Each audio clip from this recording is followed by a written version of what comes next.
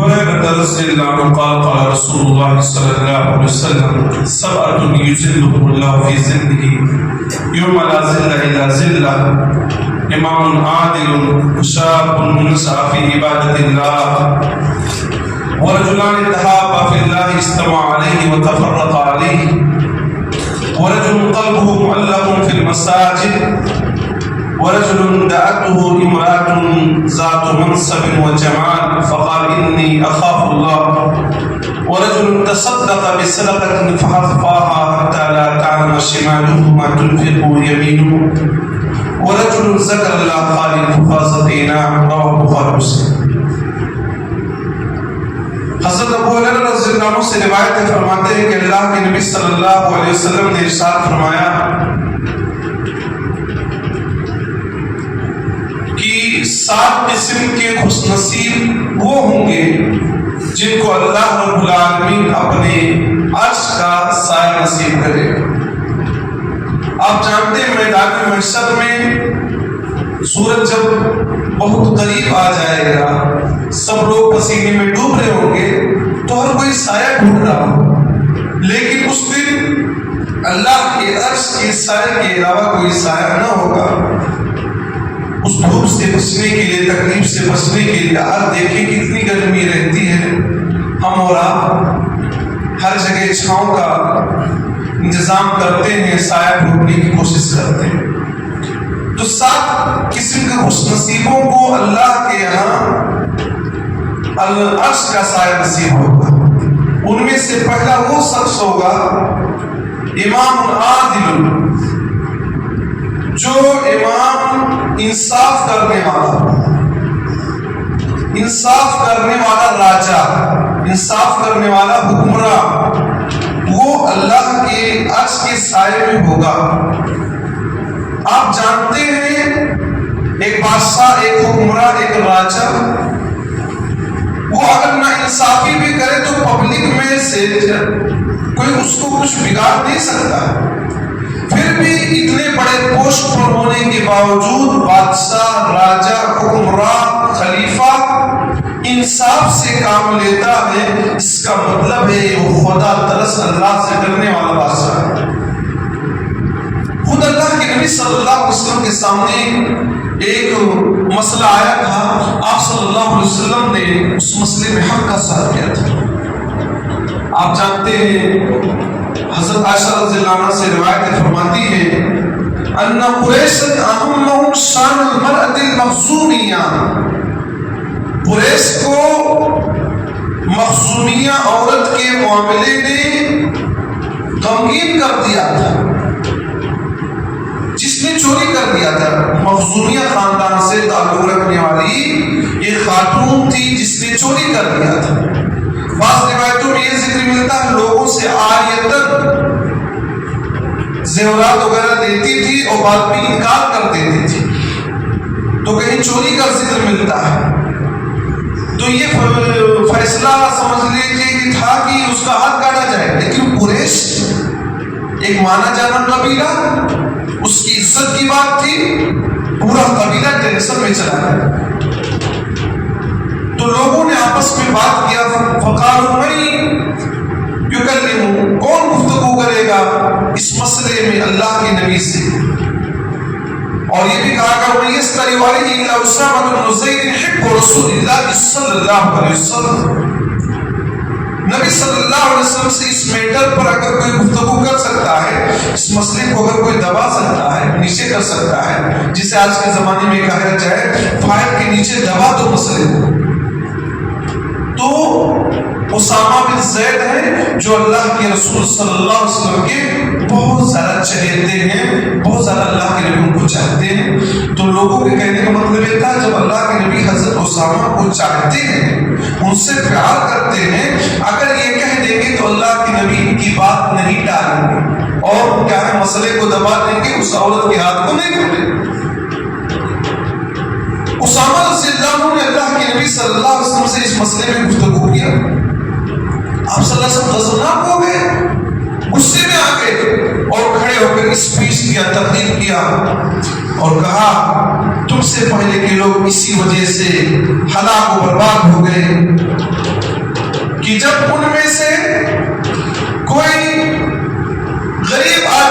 چوری کرتا تھا اقاموا علیہ الحج، اس پر حد قائم کر دیتے تھے. کوئی غریب، کوئی مجبور، کوئی لاچار ہو تو اس کے اوپر حد قائم کرتے تھے، سزا دیتے تھے. اور جب جرم کا ارتکاب کوئی شریف آدمی کہا جائے کرے یا بڑے خاندان کا آدمی کرتا تھا، ترکوہ، اس کو چھوڑ دیتے تھے، اسے سزا نہیں دیتے تھے کہ چلو یہ اپنے گھر گھرانے کی بات ہے، اس کو دبا دو اسے. اللہ کے نبی نے قسم کھایا، وَإِمُ اللَّهِ، اللہ کی قسم، لَوَنَّ فَاطِمَةَ بِنْتَ مُحَمَّدٍ سَرَقَتْ لَقَطَعْتُ يَدَهَا، اللہ کی قسم اگر فاطمہ بنت محمد بھی چوری کرے تو میں اس کا ہاتھ کاٹ دیتا. یہ فاطمہ معصومیہ ہے نا، اگر میری خود کی بیٹی فاطمہ ہوتی اور اس مسئلے میں اگر پائی گئی ہوتی تو میں اس کے ہاتھ کو کاٹ دیتا. فاطمہ بنت محمد بھی اگر چوری کرے، فاطمہ بنت محمد بھی اگر چوری کرے، عدل کا دستور ہے کہ اس کا ہاتھ کاٹا جائے گا. یہ نبی صلی اللہ علیہ وسلم کا فیصلہ یہ نہیں کہ کسی خاندان کے دباؤ میں آ کر مسئلے کو الٹا سیدھا کر دے، حق کا ساتھ دیتے تھے. تو وہ بادشاہ، وہ راجا، وہ حکمراں جو انصاف سے کام لیتا ہے، عرش الہی کے سائے تلے تھے. وَشَابٌ نَشَأَ فِي عِبَادَةِ اللَّهِ، اسی طرح سے وہ نوجوان جو اپنی جوانی کو اللہ کی عبادت میں گزارتا ہے. جوانی کی زندگی میں انسان عبادت کو جس طرح سے کر سکتا ہے ایک بوڑھا آدمی نہیں کر سکتا. جوانی میں آدمی آرام سے رکوع کر رہا ہے، سجدے میں جا رہا ہے. کتنے بوڑھوں کو بیچاروں کو دیکھا جاتا ہے بڑھاپے میں چاہ کر بھی سجدہ نہیں کر پاتے، ان کو بیٹھ کر نماز پڑھنا پڑتا ہے، کھڑے ہو کر نماز نہیں پڑھ پاتے ہیں. تو جوانی کی زندگی کو نوجوانوں کو غنیمت سمجھنا چاہیے. شاب النشأ فی عبادت اللہ، وہ نوجوان جو اپنی جوانی کو اللہ کی عبادت میں گزارتا ہے، یہ ادب بہت پسند ہے.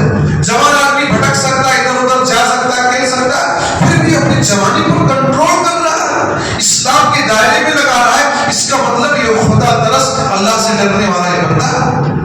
وَرَجُلَانِ تَحَابَّا فِي اللَّهِ اجْتَمَعَا عَلَيْهِ وَتَفَرَّقَا عَلَيْهِ. اسی طرح سے وہ دو آدمی جو اللہ کی وجہ سے آپس میں ایک دوسرے سے محبت کرتے، کوئی پیسہ کی بات نہیں ہے، کوئی لالچ نہیں ہے، محبت ہے تو اللہ کے خاطر محبت ہے. ہندوستان کا مسلمان سعودی عربیہ کے مسلمان سے بھی محبت کرتا ہے، یہاں کا مسلمان دوسرے اسٹیٹ کے مسلمانوں سے محبت کرتا ہے. یہ سب کس وجہ سے؟ اللہ کی خاطر. اجتماع علیہ وتفرق علیہ، اور اسی محبت پر دونوں ایک دوسرے سے جدا ہوتے ہیں، یعنی موت آ جاتی ہے.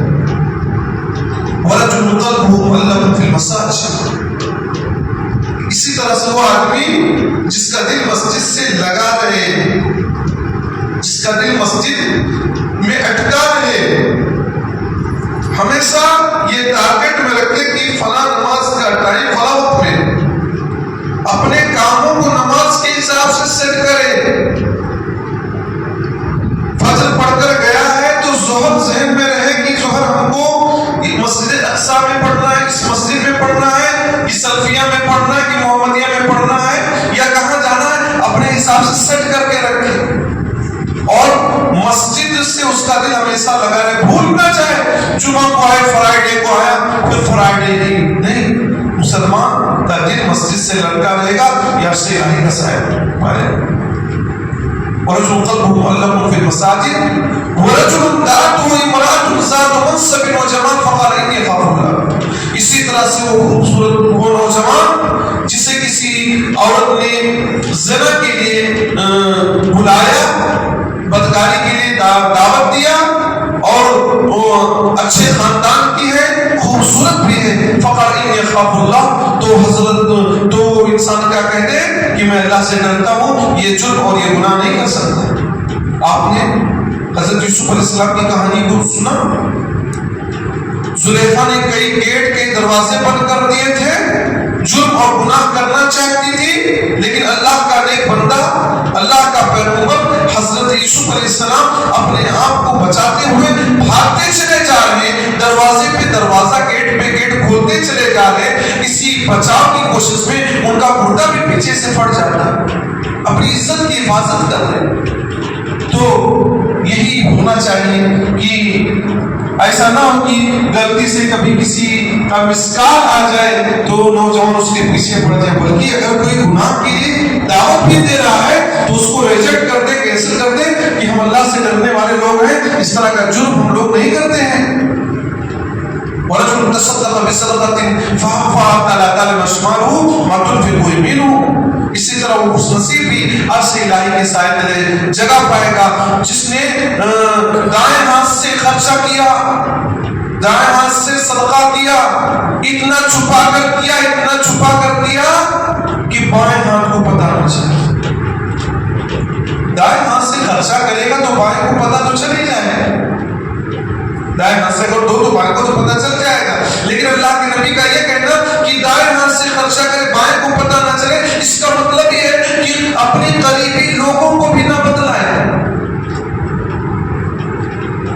اس زمانے میں جب تک لوگوں کا نام بورڈ پر نہ لٹکا دیا جائے خوشی نہیں ملتی ہے، وہ چاہتے ہیں میں نے 10,000 ہیلپ کیا، مدد کیا ہے تو 100 جگہ میرا نام ذکر کیا جائے، جبکہ نبی نے کہا اتنا چھپا کر صدقہ دیا، اتنا چھپا کر دیا کہ اس کے بائیں ہاتھ کو پتہ نہ چلا، دائیں ہاتھ سے جب دیا۔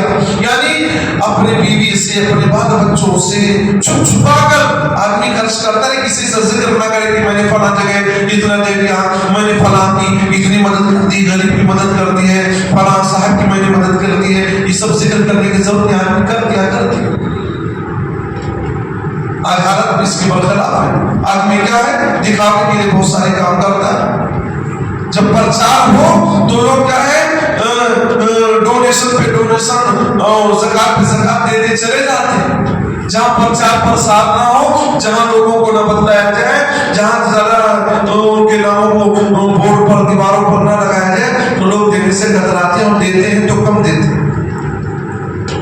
اور ساتھ میں خوش نصیب ہوگا وَرَجُلٌ ذَكَرَ اللَّهَ خَالِيًا فَفَاضَ عَيْنَاهُ، وہ آدمی جو تنہائی میں اللہ کو ذکر کرتا ہے تو اس کی آنکھوں سے آنسو بہہ نکلتے ہیں۔